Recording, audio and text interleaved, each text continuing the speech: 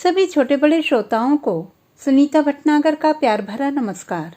Audio stories के हमारे channel कहानी जगत में आप सभी का स्वागत है। हिंदी कहानियों की श्रृंखला में आइए आज सुनते हैं अमृतलाल नागर जी द्वारा रचित कहानी दो आस्थाएं। अरे कहाँ हो इंदर की बहुरिया, कहते हुए आंगन पार कर पंडित देवधर की घरवाली सकरे अंधेरे टूटे हुए जीने की ओर बढ़ी। इंदर की बहू ऊपर कमरे में बैठी बच्चे का झबला सी रही थी। मशीन रोककर बोली, आओ बुआ जी, मैं यहाँ हूँ, कहते हुए वह उठकर कमरे के दरवाजे तक आई। घुटने पर हाथ टेक कर सीढ़ियाँ चढ़ते हुए पंडिताइन इस कदर हाँफ रही थीं कि ऊपर आते ही जीने के बाहर की दीवार से पीठ टेक कर बैठ गई। इंदर की बहू आगे बढ़कर पल्ले की दोनों हाथों की चुटकियों से पकड़कर 7 बार अपनी फुफिया सास के पैरों पड़ी। ठंडी सीरी बूढ़ सुहागन दूधन नाव पूतों फलो, आशीर्वाद देती हुई पंडिताइन रुकी।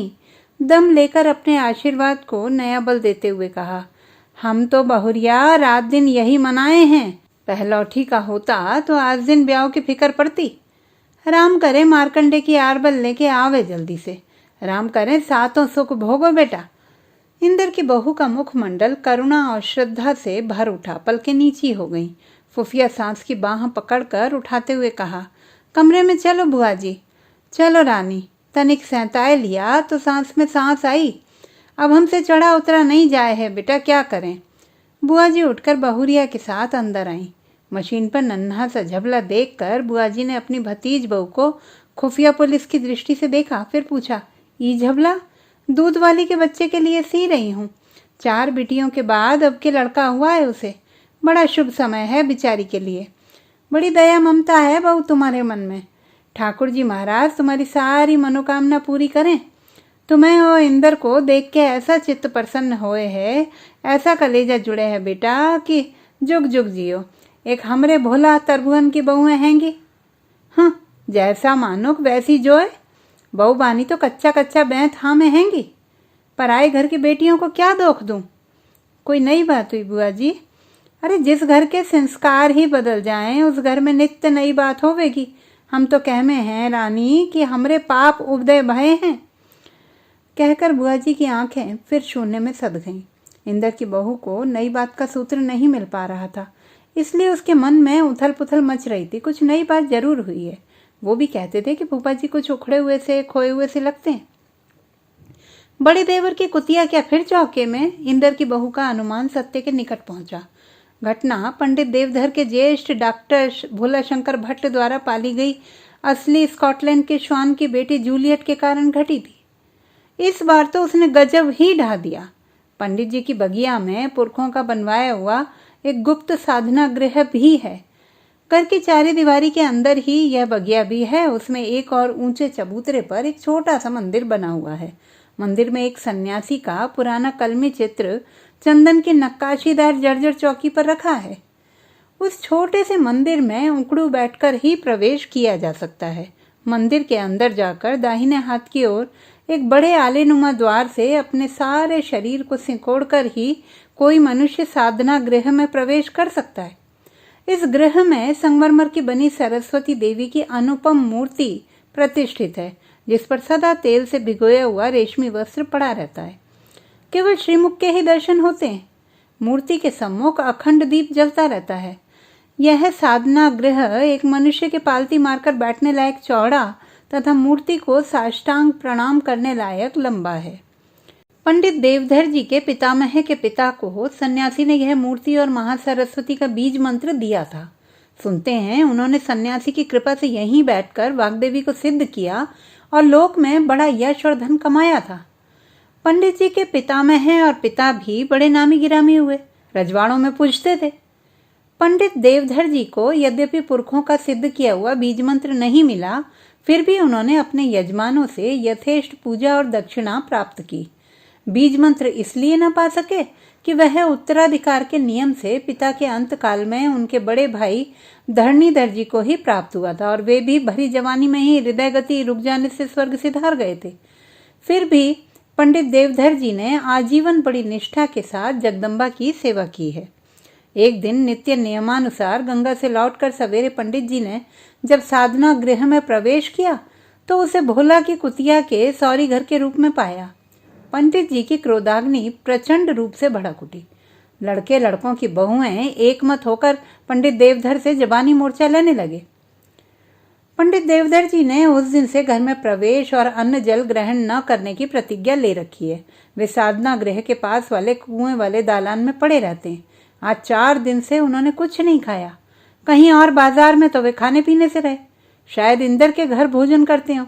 यही पूछने के लिए इंदर की बुआ इस समय यहाँ आई थी, परंतु उनकी भतीज बहू ने जब उनके यहाँ भोजन न करने की बात बताई तो सुनकर बुआ जी कुछ देर के लिए पत्थर हो गई। पति की 68 वर्ष की आयु, नित्य सवेरे 3 बजे उठकर 2 मील पैदल चलकर गंगा जी जाना आना, अपना सारा कार्यक्रम निभाना, दोपहर के 12-1 बजे तक ब्रह्म यज्ञ, भागवत पाठ, सरस्वती कवच का जप आदि यथावत चल रहा है और उनके मुंह में अन्न का एक दाना भी नहीं पहुंचा। यह विचार बुआ जी को जड़ बना रहा था। ये तो सब बातें मुझे इतनी वक्त तुमसे मालूम पड़ रही हैं बुआ जी। फूफा जी ने तो मेरी जान में कभी कुछ भी नहीं कहा। कहते तो मेरे सामने जिक्र आए बिना न रहता।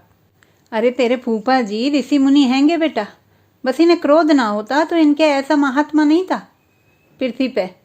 क्या करूं, अपना जो धर्म था निभा दिया। जैसा समय हो वैसा नियम साधना चाहिए। पेट के अंश से भला कोई कैसे जीत सके है। फूफा जी आखिर कितने दिन बिना खाए चल सकेंगे। बुढ़ापे का शरीर है, वही तो मैं भी कहूँ हूँ बेटा, मगर इनकी जिद के अगाड़ी मेरी कहाँ चल पावे। बहुत हो गए तो एक कोने में बैठ के रो लूँ। कहते कहते बुआ जी का गला भर आया। बोली, इनके सामने सबको रख के चली जाऊं तो मेरी गत सुधर जाए। जाने क्या क्या देखना बदा है लिलार में। बुआ जी टूट गई, फूट फूट कर रोने लगी। तुम फिक्र ना करो बुआ जी, इतने दिनों तक तो मालूम नहीं था, पर आज से फूफा जी के खाने पीने का सब इंतजाम हो जाएगा। डॉक्टर इंद्रदत्त शर्मा के यूनिवर्सिटी से लौट कर आने पर चाय पीते समय उनकी पत्नी ने सारा हाल कह सुनाया। इंद्रदत्त सन्न रह गए। प्रेयसी के समान मनोहर लगने वाली चाय के हट को पहचानते थे। फूफा जी बिना किसी से कुछ कहे सुने इसी प्रकार अनशन कर प्राण त्याग कर सकते हैं, इसे इंद्रदत्त अच्छी तरह जानते थे। उनके अंतर का कष्ट चेहरे पर तड़पने लगा। पति की व्यथा को गौर से देखकर पत्नी ने कहा, तुम आज उन्हें खाने के लिए रोक ही लेना, मैं बड़ी शुद्धताई से बनाऊंगी। प्रश्न ये है कि वे मानेंगे भी। उनका तो चंद्र टरे सूरज टरे वाला हिसाब है। तुम कहना तो सही। कहूँगा तो सही, पर मैं जानता हूँ, लेकिन इस तरह वह चलेंगे कितने दिन। भोला को ऐसा हटना चाहिए। भोला क्या करे, कुतिया के पीछे पीछे घूमते फिरें। शौक है अपना और क्या। फूफा जी को भी इतना विरोध न करना चाहिए। फूफा जी का न्याय हम नहीं कर सकते। अभी मान लो तुम्हारे साथ ही ऐसी गुजरती, मैं निभा लेता। कहना आसान है, करना मुश्किल है। फूफा जी तो चाहते हैं सब के सब पुराने जमाने के बने रहें। चोटी, जनेऊ, छूत छात, सिनेमा ना जाओ, घूंघट काढ़ो, भला ये भी कोई मानेगा। मेरे ख्याल में फूफा जी इस पर कुछ भले ना कहें, अच्छा तो नहीं लगता। ठीक है, तुम्हें भी मेरी बहुत सी बातें अच्छी नहीं लगती। कौन सी बातें? मैं शिकायत नहीं करता, उदाहरण दे रहा हूँ। ठीक ठीक एक मत के कोई 2 आदमी नहीं होते, होते भी हैं तो बहुत कम, पर इससे क्या लोगों में निभाव नहीं होता। भोला और उसकी देख देखी त्रिभुवन में भी घमंड आ गया है। माँ बाप को ऐसे देखते हैं जैसे उनसे पैदा ही नहीं हुए। फूफा जी हठी और रूढ़ीपंथी हैं सही, पर एकदम अवज्ञा के योग्य नहीं है। ये लोग उन्हें चिढ़ाने के लिए घर में प्याज, लहसुन, अंडा, मछली सब कुछ खाते हैं। फूफा जी ने अपना चौका घर ही तो अलग किया, किसी से कुछ कहा सुना तो नहीं। स्वभाव से शांत और बोलने में मितव्ययी इंद्रदत्त इस समय आवेश में आ गए थे। फूफा जी के प्रति उसका सदा से आदर भाव था। लोग उनका आदर करता है। इधर महीनों से इंद्रदत्त के आग्रह पर पंडित देवधर जी प्रतिदिन शाम के समय 2-2.5 घंटे उनके घर बिताते हैं। कभी भागवत, कभी रामायण, कभी कोई पौराणिक उपाख्यान चल पड़ता है। पंडित जी अपनी तरह से कहते हैं, इंद्रदत्त उनके द्वारा प्राचीन समाज के क्रम विकास के चित्र देखता, उनसे अपने लिए नया रस पाता। कभी कभी बातों के रस में आकर अपने राजा तालुकेदार यजमानों के मज़ेदार संस्मरण सुनाते हैं। कभी उनके बचपन और जवानी की स्मृतियों तक से टकराती हुई पुरानी सामाजिक तस्वीरें, इन मोहल्लों की पुरानी झांकियां सामने आ जाती हैं। फूफा जी के अनुभवों से अपने लिए ज्ञान सूत्र बटोरते हुए उनके निकट संपर्क में आकर इंद्रदत्त को आदर के अलावा उनसे प्रेम भी हो गया है। इंद्रदत्त की पत्नी के मन में आदर भाव तो है, पर जब से वे बराबर आकर बैठने लगे हैं तब से उसे एक दबी ठंडी शिकायत भी है। पति के साथ घड़ी दो घड़ी बैठकर बातें करने, कैरम या चौसर खेलने या अपने पैतृक घर के संबंध में जो अब नए सिरे से बन रहा है सलाह सूत करने का समय भी उसे नहीं मिल पाता है। अपनी छोटी देवरानी त्रिभुवन की बहू से बड़ा नेह हेत होने के कारण उसकी बातों में विश्वास रखकर वह फूफा जी के पुरानेपन से किसी हद तक फिरंट भी है। इसलिए जब इंद्रदत्त ने यह कहा कि घर में मांस मछली के प्रयोग के बाद फूफा जी ने अपना चौका अलग कर लिया मगर कुछ बोले नहीं, तो उनकी पत्नी से रहा नहीं गया। कहने लगी, तो उन लोगों से अरे पोते पोतियों तक से तो बोलते नहीं, फिर शिकायत किससे करेंगे? फूफा जी को पहचानने में बस यही तुम लोग गलती करते हो। उनका प्रेम प्रायः गूंगा है, मैंने अनुभव से इस बात को समझा है। बंद रहने पर भी झिरझिरे दरवाजों से जिस तरह लू के तीर आते हैं, संयमी इंद्रदत्त के अंतर में उद्वेग इसी तरह प्रकट हो रहा था। पत्नी ने पति के रुख पर रुख किया, तुरंत शांत और मृदु स्वर में कहा, मैं फूफा जी को पहचानती हूँ। उनके जैसे विद्वान की कद्र उस घर में नहीं है। उनका प्रेम तुम जैसों से हो सकता है, तुम चिंता ना करो, व्रत आज पूरा हो जाएगा। मान जाएंगे? पत्नी के चेहरे तक उठी इंद्रदत्त की आंखों में शंका थी, उनका स्वर करुण था। प्रेम नेम बड़ा है। पति के शोभ और चिंता को चतुराई के साथ पत्नी ने मीठे आश्वासन से हर लिया था, परंतु वह उन्हें फिर चाय नाश्ता ना करा सकी। डॉक्टर इंद्रदत्त शर्मा फिर घर में न बैठ सके, आज उनका धैर्य डिग गया था। फूफा जी लगभग 6 साढ़े 6 बजे आते हैं। इंद्रदत्त का मन कह रहा था कि वे आज भी आएंगे, पर शंका भी थी, मुमकिन है अधिक कमजोर हो गए हो, ना आए। इंद्रदत्त ने स्वयं जाकर उन्हें बुला ले आना ही उचित समझा। हालांकि उन्हें यह मालूम था कि इस समय फूफा जी स्नान संध्या आदि में व्यस्त रहते। पंडित देवधर जी का घर अधिक दूर न था। डॉक्टर इंद्रदत्त सदर दरवाजे से घर में प्रवेश करने की बजाय एक गली और पार कर बगिया के द्वार पर आए। फूफा जी गंगा लहरी का पाठ कर रहे थे। फूलों की सुगंधी सा उनका मधुर स्वर बगिया की चारे दीवारी के बाहर महक रहा था। अपि प्राज्यम राज्यम तृणमिप परित्यज्यम सहसा विलोल द्वानीर तव जननी तीरे श्रितवताम। इंद्रदत्त दरवाजे पर खड़े खड़े सुनते रहे, आंखों में आंसू आ गए। फूफा जी का स्वर उनके कानों में मानो अंतिम बार की प्रसादी के रूप में पड़ रहा था। कुछ ही दिनों बाद यह स्वर फिर सुनने को न मिलेगा। कितनी तन्मयता है, आवाज में कितनी जान है। कौन कहेगा कि पंडित देवधर का मन शुद्ध है? उन्होंने 4 दिनों से खाना भी नहीं खाया है। ऐसे व्यक्ति को, ऐसे पिता को भोला त्रिभुवन कष्ट देते? इंद्रदत्त इस समय अत्यंत भावुक हो उठे थे। उन्होंने फूफा जी की तन्मयता भंग न करने का निश्चय किया। गंगा लहरी पाठ कर रहे हैं, इसलिए नहा कर उठे या नहाने जा रहे हैं।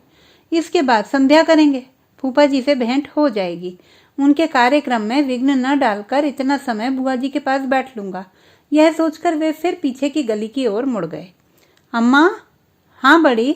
अपने कमरे में दरवाजे के पास घुटनों पर थोड़ी टिकाए दोनों हाथ बांधे गहरी सोच में अम्मा बैठी थी। जेठे बेटे की बहू का स्वर सुनकर तड़पड़ ताजा हो गई। हाँ, इतनी देर के खोएपन ने उनके दीन स्वर में बड़ी करुणा भर दी थी। बड़ी बहू के चेहरे की ठसक को उनकी कमर के चारों ओर फूली हुई चर्बी सोह रही थी। आवाज भी उसी तरह मिजाज के कांटे पर सदी हुई थी। वे बोली, उन्होंने पूछवाया है कि दादा आखिर चाहते क्या हैं? वो तो कुछ भी नहीं चाह रहे हैं बहू। तो ये अनशन फिर किस बात का हो रहा है? पंडित देवधर की सहधर्मिणी ने स्वर को और संयत कर उत्तर दिया। उनका स्वभाव तो तुम जानो ही हो बहुरिया। ये तो कोई जवाब नहीं हुआ अम्मा। जान देंगे, ऐसा हट भी भला किस काम का? बड़े विद्वान हैं, भक्त हैं, दुनिया भर को पुण्य और परोपकार सिखाते हैं। कुत्ते में क्या उसी भगवान की दी हुई जान नहीं है? बड़ी बहू तेज पड़ती गई। सास चुपचाप सुनती रही। ये तो माँ बाप का धर्म नहीं हुआ, ये दुश्मनी हुई और क्या। घर में सबसे बोलना चालना तो बंद कर ही रखा था। बोलना चालना तो उनका सदा का ऐसा ही है बेटा। तुम लोग भी तो इतने बरसों से देखी हो। भोला त्रिभुवन तो सदा से जाने हैं। इंदर भाई साहब के यहाँ तो घुल घुल के बातें करते हैं। इंदर पढ़ा लिखा है ना, वैसी ही बातों में इनका मन लगे है। इसमें हाँ हाँ हम सब तो गंवार हैं, भ्रष्ट हैं। हम पापियों की तो छाया देखने से भी उनका धर्म नष्ट होता है। बहू बेटा, गुस्सा होने से कोई फायदा नहीं। हम लोग तो चिंता में खड़े भये हैंगे रानी। तुम सबको रख के उनके सामने चली जाऊं, विश्वनाथ बाबा से उठते बैठते आंचल पसार के वरदान मांगू हूँ बेटा। अब मेरे कलेजे में दम नहीं रहा, क्या करूं? बुआ जी रो पड़ी। इंद्रदत्त जरा देर से दलान में ठिठके खड़े थे। बुआ को रोते देखकर उनकी भावुकता थम न सकी। पुकारा, बुआ। बुआ जी एक क्षण के लिए ठिठकी, चट से आंसू पहुंच आवाज संभाल कर मिठास के साथ बोली, आओ भैया। भोला की बहू ने सिर का पल्ला जरा संभाल लिया और शराफती मुस्कान के साथ अपने जेठ को हाथ जोड़े। इंद्रदत्त ने कमरे में आकर बुआ जी के पैर छुए और पास ही बैठने लगे। बुआ जी हड़बड़ा कर बोली, अरे चारपाई पर बैठो। नहीं, मैं सुख से बैठा हूँ आपके पास। तो ठहरो, मैं चटाई। बुआ जी उठी। इंद्रदत्त ने उनका हाथ पकड़कर बैठा लिया और फिर भोला की बहू को देखकर बोला, कैसी हो सुशीला? मनोरमा कैसी है? सब ठीक हैं। बच्चे अच्छे हैं। भाभी जी और आप तो कभी झांकते ही नहीं, इतने पास रहते हैं और फिर भी। मैं सबकी राजी खुशी बराबर पूछ लेता हूँ। रहा आना जाना सो आपको तो खैर टाइम नहीं मिलता, लेकिन भाभी जी भी नहीं आती। बाल नहीं, बच्चे नहीं, कोई काम। घर में मदद लगी है, ऐसे में घर छोड़ के कैसे आए बेचारी? बुआ जी ने अपनी बहू की बात काटी। बहू आंख चढ़ाकर याद आने का भाव जनाते हुए बोली, हाँ ठीक है। कौन सा हिस्सा बनवा रहे हैं भाई साहब? पूरा घर नए सिरे से बन रहा हैगा। ऐसा बढ़िया कि मोहल्ले में ऐसा घर नहीं है किसी का। सास ने बहू के वैभव को लज्जित करने की दबी तड़प के साथ कहा। बुआ जी यूं कहना नहीं चाहती थी, पर जी की चोट अनायास फूट पड़ी।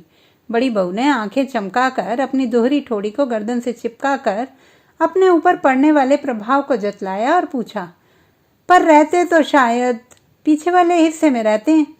इसी हिस्से में जीजी का, मेरा और भैया का जन्म भया। एक भाई और भैया था, सब यहीं भय। हमारे बाप, ताऊ, दादा और जाने कौन कौन का जन्म। वो हिस्सा घर भर में सबसे ज्यादा खराब है। कैसे रहते हैं? जहाँ पुरखों का जन्म हुआ वह जगह स्वर्ग से भी बढ़कर है। पुरखे पृथ्वी के देवता हैं। बड़ी बहू ने आगे कुछ न कहा, सिर का पल्ला फिर संभालने लगी। आज तो बहुत दिनों में आए भैया। मैं भी इतनी बार गई, बहू से तो भेंट हो जावे। बुआ भतीजे को बातें करते छोड़कर बड़ी बहू चली गई। उसके जाने के बाद 2 क्षण मौन रहा। उसके बाद दोनों ही प्रायः साथ साथ बोलने को उद्यत हुए। इंद्रदत्त को कुछ कहते देखकर बुआ जी चुप हो गईं। सुना फूफा जी ने, उनकी चिंता ना करो बेटा, वो किसी की माने हैं। पर इस तरह कितने दिन चलेगा? चलेगा जितने दिन चलना होगा। बुआ जी का स्वर आंसुओं में डूबने उतराने लगा। जो मेरे भाग में लिखा होगा। आगे कुछ ना कह सकी, आंसू पहुँचने लगी। सच सच बताना बुआ जी, तुमने भी कुछ खाया? खाती हूँ, रोज ही खाती हूँ, पल्ले से आंखें ढके हुए बोली। इंद्रदत्त को लगा कि वे झूठ बोल रही हैं। तुम इसी वक्त मेरे घर चलो बुआ जी। फूफा जी भी वैसे तो आएंगे ही, पर आज मैं उन्हें लेकर ही जाऊंगा, नहीं तो आज से मेरा भी अनशन आरंभ होगा। करो जो जिसकी समझ में आए, मेरा किसी पर जोर नहीं। बस नहीं। आंखों में फिर बाढ़ आ गई। पल्ला आंखों पर ही रहा।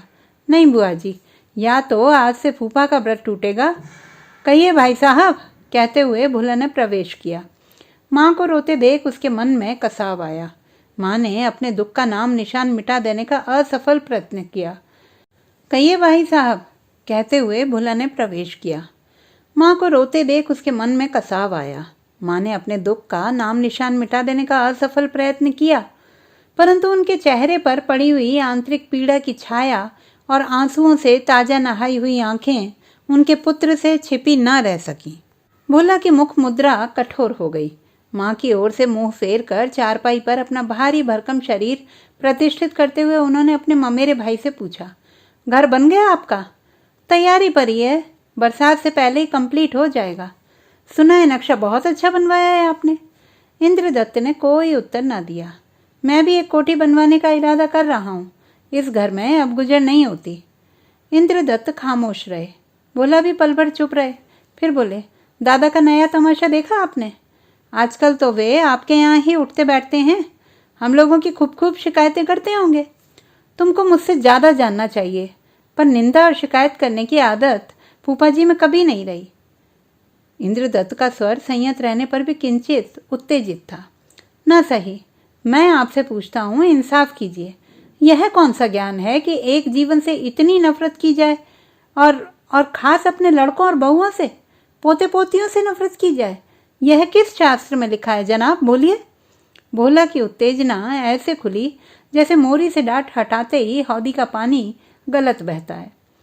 इंद्रदत्त ने शांत दृढ़ स्वर में बात का उत्तर दिया, तुम बात को गलत रंग दे रहे हो भोला। इस प्रकार यह विकट कहना चाहिए कि घरेलू समस्याएं कभी हल नहीं हो सकती। मैं गलत रंग क्या दे रहा हूं? सच कहता हूं जनाब, और इंसाफ की बात कहता हूं। ताली हमेशा दोनों हाथों से बजा करती है, लेकिन तुम एक ही हाथ से ताली बजा रहे हो, यानी धरती पर हाथ पीट पीट कर। क्या? मैं समझा नहीं।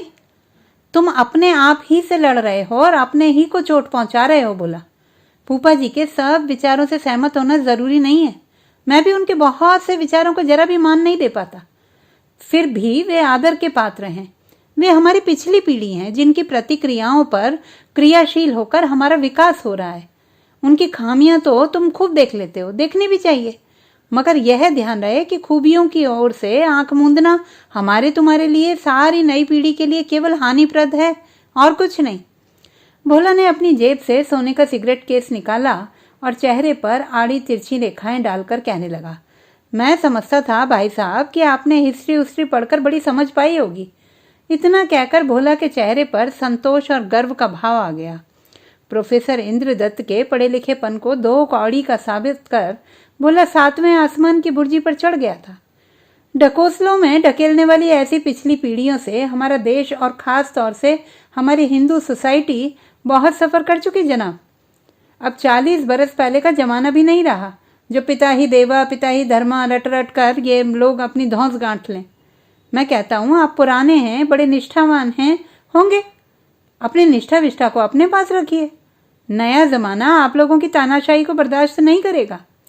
तुम अगर किसी की तानाशाही को बर्दाश्त नहीं करोगे तो तुम्हारी तानाशाही मैं क्या करता हूँ जनाब? तुम अपने झूठे सुधारों का बोझ हर एक पर लादने के लिए उतावले क्यों रहते हो? तुम फूफा जी को चिढ़ाते हो भोला। मैं आज साफ साफ ही कहूंगा, तुम और त्रिभुवन दोनों, इंद्रदत्त ने सधे स्वर में कहा। मैं यह सब बेवकूफ़ी की सी बातें सुनने का आदी नहीं हूँ भाई साहब। जनाब, हमको गोश्त अच्छा लगता है और हम खाते हैं और जरूर खाएंगे। देखें आप हमारा क्या कर लेते हैं। मैं आपका कुछ भी नहीं कर लूँगा भोला शंकर जी, आप शौक से खाइए। मेरे ख्याल में फूफा जी ने भी इसका कोई विरोध नहीं किया। वह नहीं खाते, उनके संस्कार ऐसे नहीं हैं। तो तुम यह क्यों चाहते हो कि वह तुम्हारी बात मत मानने लगे? रहा यह कि उन्होंने अपना चौका अलग कर लिया या वह तुम लोगों के कारण शुभ हैं, यह बातें तानाशाही नहीं कही जा सकती। उन्हें बुरा लगता है बस। मैं पूछता हूँ क्यों बुरा लगता है? मेरी भी बड़े बड़े प्रोफेसर और नामी आलिम फाजिलों से दिन रात की सोहबत है। आपके वेद के जमाने के ब्राह्मण और मुनि तो गऊ तक को खा जाते हैं। भोला ने गर्दन झटकाई। उनके चेहरे का मांस थुल उठा। उनकी सिगरेट जल गई। इंद्रदत्त बोले, ठीक है, वे खाते थे। रामकृष्ण, अर्जुन, इंद्र वगैरह भी खाते थे, पीते भी थे। मगर ये कहने से तुम उस संस्कार को धो तो नहीं सकते जो समय के अनुसार परिवर्तित हुआ और वैष्णव धर्म के साथ साथ करीब करीब राष्ट्रव्यापी भी हो गया। हाँ, तो फिर दूसरा संस्कार भी राष्ट्रव्यापी हो रहा है, ठीक है। तो फिर दादा हमारा विरोध क्यों करते हैं? बोला, हम फूफा जी का न्याय नहीं कर सकते। इसलिए नहीं कि हम अयोग्य हैं, वरन इसलिए कि हमारे न्याय के अनुसार चलने के लिए उनके पास अब दिन नहीं रहे। आदत बदलने के लिए आखिरी वक्त में अब उत्साह भी नहीं रहता। मैं पूछता हूँ क्यों नहीं रहता? यह सरासर जाति है तुम्हारी। वह बीता युग है, उस पर हमारा वश नहीं। हमारा वश केवल वर्तमान और भविष्य पर ही हो सकता है। विगत युग की मान्यताओं को उस युग के लिए हमें जैसे का तैसा ही स्वीकार करना होगा। पहले बात सुन लो फिर कुछ कहना। हाँ, तो मैं कह रहा था कि हमें अपने पुरखों की खूबियां देखनी चाहिए ताकि हम उन्हें लेकर आगे बढ़ सकें। उनके खामियों को या सीमाओं को समझना चाहिए जिनसे कि हम आगे बढ़कर अपनी नई सीमाएं स्थापित कर सकें। उनके ऊपर अपनी सुधारवादी मनोवृत्ति को लादना घोर तानाशाही नहीं है, और वो जो करते हैं वह तानाशाही नहीं है। अगर तानाशाही है तो तुम उसका जरूर विरोध करो, मगर नफरत से नहीं। वे तुम्हारे अत्यंत निकट के संबंधी हैं, तुम्हारे पिता हैं। इतनी श्रद्धा तुम्हें करनी होगी, उन्हें इतनी सहानुभूति तुम्हें देनी ही होगी। इंद्रदत्त बहुत शांत भाव से पालती मारकर बैठे हुए बातें कर रहे थे। भोला के चेहरे पर कभी चिढ़ और कभी लापरवाही भरी अकड़ के साथ सिगरेट का धुआं लहराता था। इंद्रदत्त की बात सुनकर तमक कर बोला, हाँ, आप चाहते हैं कि हम गोश्त खाना छोड़ दें? दोस्त, अच्छा होता कि तुम अगर यह मांस मछली वगैरह के अपने शौक ना कम से कम उनके और बुआ जी के जीवन काल में घर से बाहर ही पूरे करते। यह चोरी के लिए नहीं, उनके लिहाज के लिए करते तो परिवार में और भी शोभा बढ़ती। खैर, झगड़ा इस बात पर तो है नहीं। झगड़ा तो तुम्हारी जूलियट की वजह से है। वह उनके कमरे में जाती है, या अभी हाल ही में उसने सरस्वती जी के मंदिर में बच्चे पैदा किए, तो आप एक बेजुबान जानवर से भी बदला लेंगे जनाब? यह आपकी इंसानियत है? मैं कहता हूँ तुमने उसको पाला ही क्यों? कम से कम माँ बाप का जरा सा मान तो रखा होता। इसमें मान रखने की क्या बात है भाई साहब?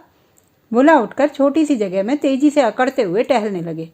चारपाई से कमरे के एक कोने तक जाकर लौटते हुए रुक कर कहा, हमारा शौक है, हमने किया, और कोई बुरा शौक तो है नहीं साहब। औरों के फादर मदर्स होते हैं तो लड़कों के शौक पर खुश होते हैं, और एक हमारी किस्मत है कि तुम सिर्फ अपनी ही खुशी को देखते हो। बोला, तुमने ये नहीं देखा कि फूफा जी कितने धैर्य और संयम से तुम लोगों की इन हरकतों को सहन करते हैं। खाक धूल है, संयम है। हजारों तो गालियां दे डाली हम लोगों को, और बदले में तुमने उनके ऊपर कुतिया छोड़ दी। ऐसी ही बहुत शुद्धता का घमंड है तो अपनी तरफ दीवार उठवा लें। हम जो हमारे जी में आएगा करेंगे, और अब तो बढ़ चढ़कर करेंगे। यह तो लड़ाई की बात हुई, समझौता नहीं हुआ। जी हाँ, हम तो खुलेआम कहते हैं कि हमारा और दादा का समझौता नहीं हो सकता। इस मामले में मेरी और त्रिभुवन की राय एक है। अगर वे हमारे प्रोग्रेसिव ख्यालात को नहीं देख सकते तो उनके लिए हमारे घर में कोई जगह नहीं।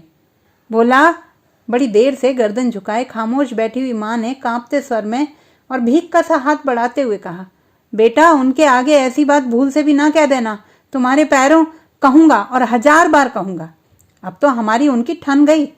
वो हमारे लड़के बच्चों का पहनना ओढ़ना नहीं देख सकते, हंसना खेलना नहीं बर्दाश्त कर सकते, हम लोगों को बर्दाश्त नहीं कर सकते, तो मैं भी उनके धर्म को ठोकर मारता हूँ। उनके ठाकुर, पोथी, पुराण सब मेरे जूते की नोक पर हैं। माँ की आंखों से बूंदें टपक पड़ी। उन्होंने अपना सिर झुका लिया। बोला कि यह बदतमीजी इंद्रदत्त को बुरी तरह तड़पा रही थी। स्वर ठंडा रखने का प्रयत्न करते सनक भरी हंसी हंसते हुए बोले, अगर तुम्हारी यही सब बातें नए और प्रोग्रेसिव विचारों का प्रतिनिधित्व वाकई करती हों, इसी से मनुष्य सुशिक्षित और फैशनेबल माना जाता हो, तो मैं कहूँगा कि भोला तुम और तुम्हारी ही तरह का सारा नया जमाना जंगली है, बल्कि उनसे भी गया गुजरा है। तुम्हारा नया जमाना न नया है न पुराना। सभ्यता सामंतों पैसे वालों के खोखले जोग से बढ़कर और कुछ नहीं है। तुम्हारे विचार इंसानों के नहीं, हैवानों के हैं। इंद्रदत्त स्वाभाविक रूप से उग्र हो उठे। खैर, आपको आपकी इंसानियत मुबारक रहे। हम हिप्पोक्रेट लोगों को खूब जानते हैं और उन्हें दूर ही से नमस्कार भी करते हैं। भोला शंकर तमक कर उठ खड़े हुए, तेजी से बाहर चले।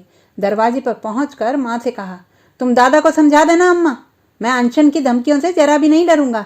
जान ही तो देंगे तो मरे ना, मगर मैं उनको यहाँ नहीं मरने दूंगा। जाए गंगा किनारे मरे, यहाँ उनके लिए अब जगह नहीं है। पर यह घर अकेला तुम लोगों का नहीं है। खैर, यह तो हम कोर्ट में देख लेंगे अगर जरूरत पड़ी तो, लेकिन मेरा अब उनसे कोई वास्ता नहीं रहा। भोला शंकर चले गए। बुआ जी चुपचाप सिर झुकाए टप टप आंसू बहाती रहीं। इंद्रदत्त उत्तेजित मुद्रा में बैठे थे। जिनके पास किसी वस्तु विशेष का अभाव रहा हो, उसके पास वह वस्तु थोड़ी सी ही हो जाए तो बहुत मालूम पड़ती है। इंद्रदत्त के लिए इतना क्रोध और उत्तेजना इसी तरह अधिक प्रतीत हो रही थी। पल भर चुप रहकर आवेश में आकर बुआ जी के हाथ पर हाथ रखते हुए बोले, तुम और फूफा जी मेरे घर चलकर रहो। बुआ, वह भी तो तुम्हारा ही घर है। तुम अपने फूफा जी से भोला की बातों का जिक्र ना करना बेटा। नहीं, तुम अपने फूफा जी का किसी तरीके से ये व्रत तोड़वा दो बेटा, तुम्हारा बड़ा पुण्य होगा। तुम्हें मेरी आत्मा उठते बैठते असीसेगी मेरे भैया। मैं इसी इरादे से आया हूँ। तुम भी चलो बुआ, तुम्हारा चेहरा कह रहा है कि तुम भी। अरे मेरी चिंता क्या है? हाँ, तुम्हारी चिंता नहीं, चिंता तो तुम्हें और फूफा जी को करनी है मेरी ओर से। तुम दोनों के भोजन कर लेने तक मैं भी अपने प्रण से अटल रहूंगा। बुआ जी एक क्षण चिंता में पड़ गईं, फिर मीठी वाणी में समझा कर कहा, देखो भैया इंदर, मेरे लिए जैसे भोला त्रिभुवन वैसे तुम, जैसा ये घर वैसा वो। आज तुम अपने फूफा जी को किसी तरह जिमा लो। उनके व्रत टूटने की खबर सुनते ही तुम्हारी कसम मैं आप ही ठाकुर जी का भोग पा लूंगी। लेकिन इसी घर में किसी के जी को कलेश हो बेटा, ऐसी बात नहीं करनी चाहिए। क्या कहूँ, तेरे फूफा जी का क्रोध मेरी कुछ चलने ही नहीं देवे। अपने जी को कलेश देवे हैं सो देवे हैं, बाकी बच्चों के जी को कलेश जो लगे है। उसके लिए तो कहा ही क्या जाए। कलजुग कलजुग की तरह से चलेगा भैया जी। इंद्रदत्त कुछ देर तक बुआ के मन की घुटन का खुलना देखते रहे।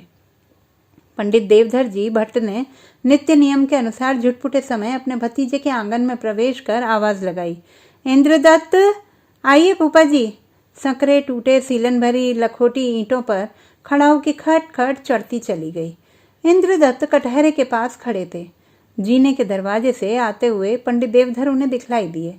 उनके भस्म लगे कपाल और देह पर पड़े जय शिव की छाप के दुपट्टे में उनकी देह से एक आभा सी फूटती हुई महसूस हो रही थी। फूफा जी के आते ही घर बदल गया।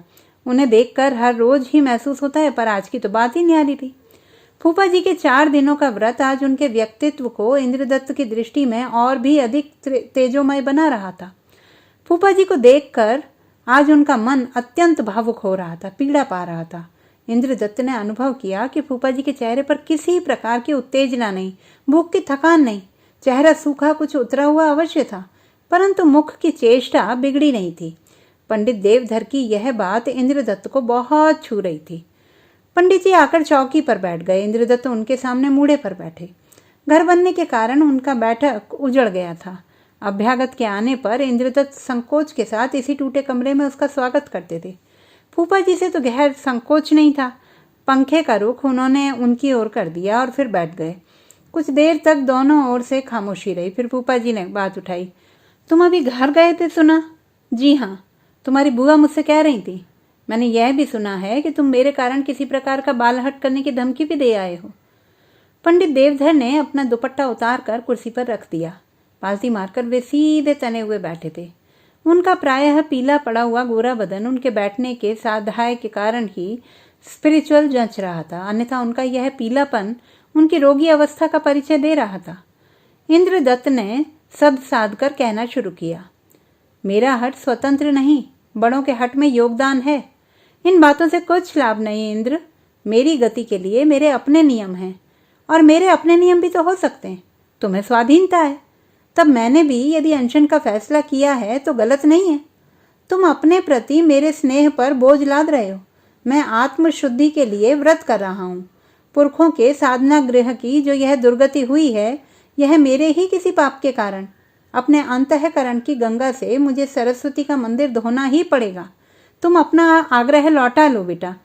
1 मिनट के लिए कमरे में फिर सन्नाटा छा गया। केवल पंखे की गूंज ही उस खामोशी में लहरा उठी थी। इंद्रदत्त ने शांत स्वर में कहा, एक बात पूछूं? मंदिर में कुत्ते के प्रवेश से यदि भगवती अपवित्र हो जाती हैं, तो फिर घट घट व्यापी ईश्वर की भावना बिल्कुल झूठी है। एक ईश्वर पवित्र और दूसरा अपवित्र क्यों माना जाए? पंडित देवधर चुपचाप बैठे रहे। फिर गंभीर होकर कहा, हिंदू धर्म बड़ा गूढ़ है, तुम इस झगड़े में ना पड़ो। मैं इस झगड़े में ना पड़ूंगा फूफा जी, पर एक बात सोचता हूँ, भगवान राम अगर प्रेम के वश में होकर शबरी के झूठे बेर खा सकते थे, हिंदू लोग यदि इस आख्यान में विश्वास रखते हैं तो फिर छूत अछूत का तो कोई प्रश्न ही नहीं रह जाता। युधिष्ठिर ने अपने साथ साथ चलने वाले कुत्ते के बिना स्वर्ग में जाने तक से इनकार कर दिया था। यह सब कहानियां क्या हिंदू धर्म की महिमा बखानने वाली नहीं है? क्या यह महत्भाव नहीं है? फिर इनके विपरीत छुआछूत के भय से छोईमोई होने वाले गूढ़ धर्म की महिमा को आप क्यों मानते हैं?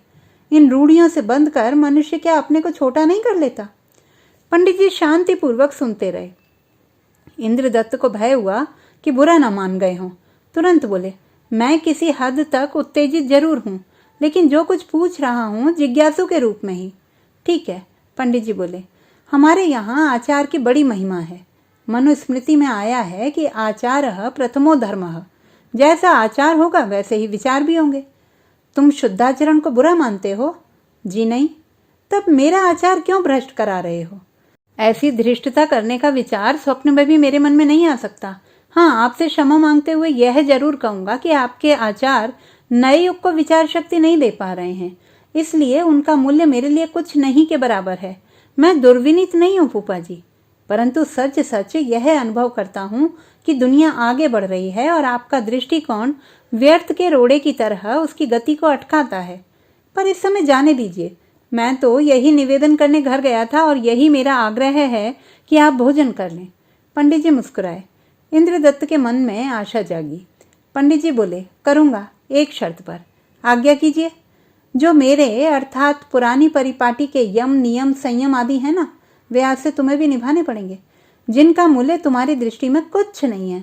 वे आचार विचार मेरे लिए प्राणों से भी अधिक मूल्यवान हैं। इंद्रदत्त स्तंभित रह गए। वे कभी सोच भी नहीं सकते थे कि फूफा जी सहसा अनहोनी शर्त से उन्हें बांधने का प्रयत्न करेंगे। पूछा, कब तक निभाना पड़ेगा? आजीवन। इंद्रदत्त किंग कर्तव्य विमूढ़ हो गए। जिन नियमों में उनकी आस्था नहीं, जो चीज उनके विचारों के अनुसार मनुष्य को अंधविश्वासों से जकड़ देती है, जो भारतीय संस्कृति का कलंक है, उनसे उनका प्रबुद्ध मन भला क्यों कर बंध सकता है? हाँ कहें तो कैसे कहें? उन्होंने इस व्रत नियम बलिदान चमत्कार और मिथ्या विश्वासों से भरे हिंदू धर्म को समाज पर घोर अत्याचार करते देखा है। अपने आप को तरह तरह से प्रपीड़ित कर धार्मिक कहलाने वाला व्यक्ति इस देश को रसातल में ले गया है। इस कठोर जीवन को साधने वाले शुद्धचारिणी ब्राह्मण धर्म ने इस देश की स्त्रियों और हीन कहलाने वाली जातियों को सदियों तक दास्ता की चक्की में बुरी तरह पीसा है और अब भी बहुत हद तक पीस रहा है। हो सकता है कि मनुष्य की चेतना के उगते युग में इस शुद्ध कहलाने वाले आचार ने अंधकार में उन्नत विचारों की ज्योति जगाई हो, पर अब तो सदियों से इसी झूठे धर्म ने औसत भारतवासी को दास, अंधविश्वासी और असीम रूप से अत्याचारों को सहन करने वाला, झूठी देवी शक्तियों पर यानी कि अपने ही धोखा देने वाली लुभावनी असंभव कल्पनाओं पर विश्वास करने वाला झूठा भाग्यवादी बनाकर देश की कमर तोड़ रखी है। इसने औसत भारतवासी से आत्मविश्वास छीन लिया है। इस जड़ता के खिलाफ उपनिषद जागे, मानव धर्म जागा, योग का ज्ञान जागा, बौद्ध भागवत धर्म जागा, मध्यकाल का संत आंदोलन उठा और आज के वैज्ञानिक युग ने तो इसे एकदम निस्सार सिद्ध कर सदा के लिए इसकी कब्र ही खोद दी है। यह जड़ धर्म कभी भी भारत को महान नहीं बना सकेगा। भारत की महानता उसके कर्म योग में है, उसके व्यापक मानवीय दृष्टिकोण में है, व्यास, वाल्मीकि आदि के परम उदार भावों में है। प्राचीन भारत के दर्शन, न्याय, वैशेषिक, साहित्य, शिल्प, संगीत आदि इस जड़ धर्म की उपज हरगिज नहीं हो सकते। फिर भी यह जड़ता भारत पर अरसे से भूत की तरह छाई हुई है। इसी से घृणा करने के कारण आज का नया भारतीय बिना जांच पड़ताल किए अपनी सारी परंपराओं से घृणा करते हुए सिद्धांतहीन, आस्थाहीन और निष्क्रिय हो गया है। नहीं, वे फूफा जी का धर्म हरगिज न निभा सकेंगे, हरगिज नहीं, हरगिज नहीं। पर वे भोजन कैसे करेंगे? बुआ जी कैसे और कब तक भोजन करेंगी? कैसी विडंबना है। दो मनुष्यों की मौत की नैतिक जिम्मेदारी उनके ऊपर आ जाएगी। पंडित देवधर ने उन्हें मौन देखकर पूछा, कहो, भोजन कराओगे मुझे? जी, मैं धर्म संकट में पड़ गया हूँ। स्पष्ट करो, मेरा धर्म ग्रहण करोगे? फूफा जी, आप बहुत मांग रहे हैं, मेरा विश्वास मांग रहे हैं। मैं आपके धर्म को युग का धर्म नहीं मानता, अपना नहीं मानता। मैं तुम्हारी स्पष्टवादिता से प्रसन्न हूँ। तुम धार्मिक हो, इसी तरह अपने से मुझको पहचानो। मैं भी अपना धर्म नहीं छोड़ सकता। यद्यपि तुम्हारे सत्संग में मैंने इतने दिनों में यह समझ लिया है कि मेरा युग, मेरा धर्म अब सदा के लिए लोप हो रहा है, फिर भी अंतिम सांस तक तो हरगिज नहीं। मेरी आस्था तपहपूत है। तुम्हारा कल्याण हो, सुखी हो बेटा। अच्छा तो अब चलूं, परंतु मेरा अनशन का निश्चय अडिग है फूफा जी। मैं आपके चरण छूकर कह रहा हूँ। पैर छोड़ दो बेटे। इन पैरों से पहले ही जड़ता समाज चुकी है और अब तो जीव के साथ ही मिटेगी, अन्यथा नहीं। खैर, कल विचार करना अपने अनशन पर। अंतिम वाक्य पंडित जी ने इस तरह कहा कि इंद्रदत्त को करारा झटका लगा, पर वे मौन रहने पर विवश थे। पंडित देवधर चलने लगे। इंद्रदत्त के मन में भयंकर तूफान उठ रहा था। वे हार गए थे। बुआ जी को क्या उत्तर देंगे? इस अगति का अंत क्या होगा? क्या वे फूफा जी की बात मान लें? कैसे मान लें? यह ठीक है कि फूफा जी अपने धर्म पर किस प्रकार एकनिष्ठ हैं। यह एकनिष्ठता उन्हें बेहद प्रभावित करती है। फिर भी उनके धर्म को वह क्यों कर स्वीकारें? पंडित देवधर जी ने जीने पर पहुंचकर कहा। इंद्रदत्त उनके पीछे पीछे चल रहे थे। पंडित जी घूमकर बोले, तुम्हारी मान्यताओं में मेरी आस्था नहीं है इंद्र, फिर भी मैं उसके वास्तविक पक्ष को कुछ कुछ देख अवश्य पा रहा हूँ। एक बात और स्पष्ट करना चाहता हूँ। तुम भोला त्रिभुवन के धर्म को आज का या किसी भी युग का वास्तविक धर्म मानते हो? जी नहीं, उनका कोई धर्म ही नहीं है। तुम्हारा कल्याण हो बेटे। धन मत से जन्मे इस खोखले धर्म से सदा लड़ना, जैसे मैं लड़ा। तुम अपने मत के अनुसार लड़ो, पर लड़ो अवश्य। यह आस्थाहीन, दंभ भरा, अदार्शनिक, अधार्मिक जीवन लोक के लिए अकल्याणकारी है। बोलो, वचन देते हो? मैं आपको अपना विश्वास देता हूँ, कहकर इंद्रजीत ने फूफा जी के चरण छू लिए। खड़ाओं की खट खट जीने से उतर गई, आंगन पार किया, दूर चली। इंद्रदत्त आकर कटे पेड़ से अपने पलंग पर गिर गए। नया युग पुराने युग से स्वेच्छा से विदा हो रहा था, पर विदा होते समय कितना प्रबल मोह था और कितना निर्मम व्यवहार भी। तो दोस्तों, ये थी हमारी आज की कहानी। आपको कैसी लगी कमेंट बॉक्स में लिखना ना भूलें। चैनल को सब्सक्राइब करें, लाइक करें और मित्रों के साथ शेयर करें।